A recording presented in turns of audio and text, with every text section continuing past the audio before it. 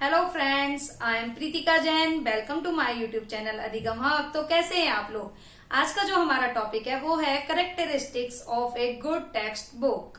इससे पहले भी मैं कुछ पेडागोजी के टॉपिक्स पढ़ा चुकी हूँ, जिनका डिस्क्रिप्शन में आपको लिंक मिल जाएगा, वहां जाके आप उन्हें देख सकते हैं। तो गाइज हम स्टार्ट करें उससे पहले मैं कहना चाहूंगी कि आपने अगर मेरे चैनल को सब्सक्राइब नहीं किया है तो सब्सक्राइब कर लीजिए। तो जैसा कि आपको पता है कि एक अच्छी पुस्तक या फिर कहें कि एक अच्छी बुक वो होती है जिसमें कुछ स्पेशल कैरेक्टरिस्टिक्स हो या फिर कुछ उसमें स्पेशल क्वालिटी हो। जैसे कि आपको पता है कि जो बुक्स होती है वो स्टूडेंट्स की दोस्त होती है। बुक्स के जरिए ही हम काफी सारी नॉलेज गेन करते हैं। तो हम देखेंगे कि एक अच्छी बुक्स की क्या क्या कैरेक्टरिस्टिक्स होनी चाहिए। जैसे कि वर्ड्स एंड स्ट्रक्चर। तो जो एक बुक है उसका जो वर्ड और स्ट्रक्चर है वो स्टूडेंट के लेवल के अकॉर्डिंग होना चाहिए, और उसके वर्ड और जो स्ट्रक्चर है शुड बी ग्रेडेड, यानी वो ग्रेडेड होने चाहिए, यानी उनका अच्छे से वर्गीकरण होना चाहिए। और अगर कोई नई न्यू वर्ड्स आते हैं तो उनका साथ में मीनिंग होना चाहिए, या फिर इतने भी हार्ड वर्ड्स नहीं लाने चाहिए बुक में जो कि स्टूडेंट के लेवल के अकॉर्डिंग ना हो। अब नेक्स्ट हम देखते हैं सब्जेक्ट मैटर। जो बुक्स है उसका subject matter first of all तो इंटरेस्टिंग होना चाहिए ताकि स्टूडेंट्स का उसमें इंटरेस्ट बना रहे।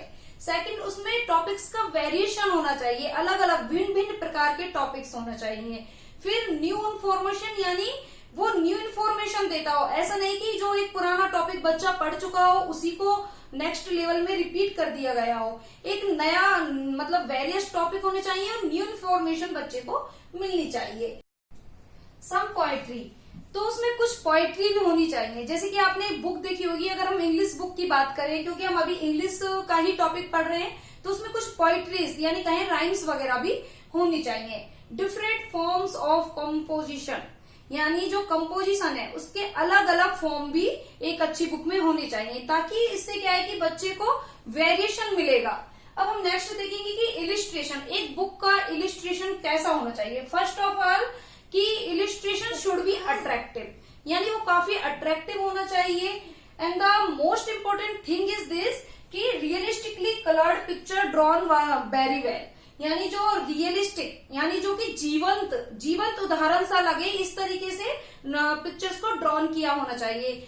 And the most important thing हम ये भी कह सकते हैं, जो पिक्चर्स हैं वो ब्लैक एंड व्हाइट नहीं होनी चाहिए। कैसी होनी चाहिए? कलर्ड। क्योंकि अगर हम प्राइमरी लेवल पर बात करें तो बच्चे कलर्ड पिक्चर्स को देखे काफी अट्रैक्टिव होते हैं, मतलब उनका इंटरेस्ट आता है उन्हें, मतलब वो कलरफुल पिक्चर्स, एनिमल्स, वर्ड्स या जो भी हम कंटेंट पढ़ा रहे हैं उसके अकॉर्डिंग कलरफुल पिक्चर्स होनी चाहिए। फिर आता है हमारा प्रैक्टिस एक्सरसाइज। जो बुक होती है उसके चैप्टर के एंड में काफी सारे प्रैक्टिस के लिए एक्सरसाइजेस होने चाहिए, ताकि टेस्ट में भी वो काफी हेल्पफुल होते हैं। और उनमें कहे कि पर्याप्त मात्रा में इनफ क्वेश्चनरी होनी चाहिए, यानी प्रश्नावली भी उनमें काफी होनी चाहिए। नेक्स्ट हम देख सकते हैं कि इंट्रोडक्शन एंड कंक्लूजन। जो बुक में जो भी चैप्टर है, सब्जेक्ट मैटर है, उसके इन स्टार्टिंग तो होना चाहिए introduction, and at the end क्या होना चाहिए? कंक्लूजन। और इसमें भी ये है कि कंक्लूजन में भी रेफरेंस बुक वगैरह, यानी जिससे वो फर्दर स्टडी कर सके, वो सब भी अवेलेबल बच्चे को कराना चाहिए। और जो इंट्रोडक्शन है, यानी एक प्रस्तावना जो बनती है सब्जेक्ट मैटर की, वो भी कैसी होनी चाहिए? अट्रैक्टिव। और लास्ट में उसका एक जो बच्चे को क्लियर हो जाए ऐसा कंक्लूजन निकल के आना चाहिए। फिर हम नेक्स्ट देखेंगे कि साइज। सबसे पहले कि बुक का साइज कैसा होना चाहिए। बुक का साइज हैंडी होना चाहिए, जो कि बच्चे के अकॉर्डिंग हो। ये नहीं कि बहुत ज्यादा बड़ा हुआ कि बच्चे के हाथ में वो प्रॉपर उसे नहीं रख पा रहा है, इसलिए जो साइज है वो हैंडी होना चाहिए। And cover should be attractive. जो कवर है उसका क्वालिटेटिव भी होना चाहिए और अट्रैक्टिव भी, ताकि बच्चा क्या है कि बुक, वो कहते हैं ना कि first impression is the last impression. Cover ही इतना सुंदर है तो बुक पढ़ने का मन तो करेगा ही। पेपर उसका क्वालिटेटिव होना चाहिए, मतलब काफी थिन्नी होना चाहिए कि बच्चा थोड़ा सा ही फोल्ड करे और वो फट जाए, तो उस अकॉर्डिंगली उसका पेपर क्वालिटेटिव होना चाहिए। और उसका price must not be costly. जो उसका प्राइस है वो इतना भी कॉस्टली नहीं होना चाहिए कि बच्चों की पहुंच के बाहर हो। सेकंड हम देखेंगे नेक्स्ट प्रिंटिंग, कि जो बुक है उसका प्रिंटिंग कैसा होना चाहिए। जो बुक है उसमें एक तो प्रिंटिंग में सबसे मोस्ट इम्पोर्टेंट हम ये कह सकते हैं कि कोई मिस्टेक नहीं होनी चाहिए, यानी नो मिस्टेक, उसमें कोई भी मिस्टेक ना हो। और फिर उसका जो फॉन्ट साइज हो वो कैसा हो कि बच्चा अच्छे से पढ़ सके। कह सकते हैं कि ना तो बहुत छोटा और ना ही बहुत बड़ा, यानी फॉन्ट साइज इनफ होना चाहिए कि बच्चे अच्छे से उसे देख सकें। और उसके जो हेडिंग और सब हेडिंग है, सब्जेक्ट मैटर या कहें कोई भी लेसन चैप्टर, उसका जो हेडिंग और सब हेडिंग है वो टाइटल पेज पर बोल्ड अक्षर में होना चाहिए कि वो अलग ही दिखे।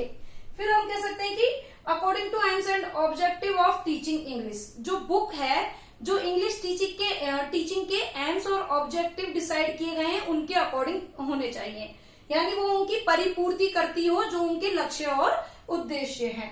फिर हमारा बायसलेस, यानी बायसलेस क्या कि जो बुक है वो विदाउट डिस्क्रिमिनेशन होनी चाहिए। डिस्क्रिमिनेशन क्या, यानी बिना भेदभाव के, जैसे कि कास्ट, रेस, सेक्स, इनके ऐसा कुछ डिस्क्रिमिनेशन नहीं होना चाहिए। स्पेशली किसी रिलीजन के लिए कुछ भी पॉइंट आउट नहीं होना चाहिए। जो बुक का कंटेंट है वो ऐसा होना चाहिए जो कि वर्ल्ड पीस या फिर कहें लव को स्प्रेड करता हो। फिर हम नेक्स्ट देखेंगे कि कवर होल सिलेबस, जो बुक है वो पूरा सिलेबस कवर करे, इस तरीके से बुक होना चाहिए कि कोई चैप्टर बड़े दे दिए और कोई चैप्टर दे दिए छोटे, ऐसे नहीं कि अकॉर्डिंग टू सिलेबस उसके अकॉर्डिंग बुक होनी चाहिए। और रेफरेंस बुक, यानी जो बुक है उसके लास्ट में जो हम कंटेंट पढ़ाते हैं उसके बाद में फर्दर स्टडी के लिए उसमें रिलेटेड बुक्स या फिर कहें रेफरेंस बुक्स भी दी जानी चाहिए। तो एक जो अच्छी बुक होती है उसमें ये सारी विशेषताएं होनी ही चाहिए। तो गाइज, कैसा लगा आपको मेरा वीडियो? अच्छा लगा हो तो प्लीज लाइक शेयर सब्सक्राइब करना ना भूलें। Thank you.